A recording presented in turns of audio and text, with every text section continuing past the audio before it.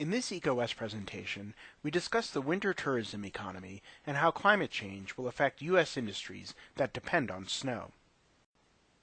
A handful of states lead the pack in skiing, snowboarding, and snowmobiling visits, but 38 states have at least some winter sports industry, according to this study by University of New Hampshire researchers. Colorado accounted for 1/5 of ski and snowboarding visits, while 1 in 8 took place in California.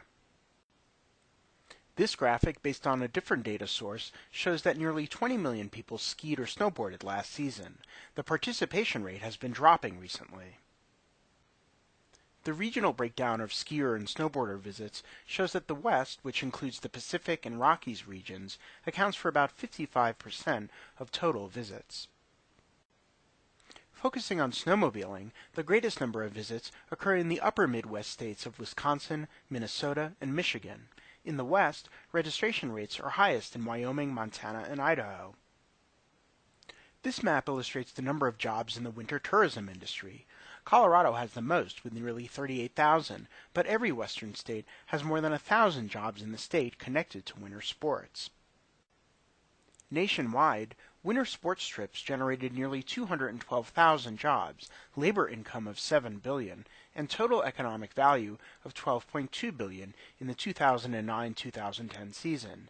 In this study, skiing and snowboarding trips were treated as one category.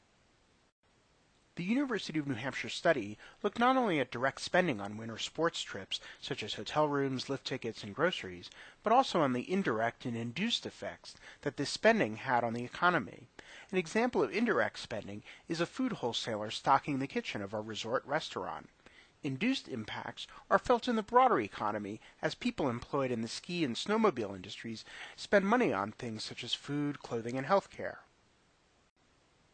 This graphic summarizes the economic value added by winter tourism in the United States. The boxes are sized by the economic value in each sector and colored according to employment. Resort operations account for nearly $3 billion and the largest share. This graphic illustrates how much is spent locally per day on a variety of expenses. Snowmobilers don't need to pay money for lift tickets, but that recreation expense accounts for the bulk of local spending on skiing and snowboarding trips. Snowmobile trips do involve a lot more spending on gasoline. The study also examined how low snow years affected the 38 states' winter tourism economies. Such low snow years will become more common if climate change continues unabated. Some states appear to be more resilient than others.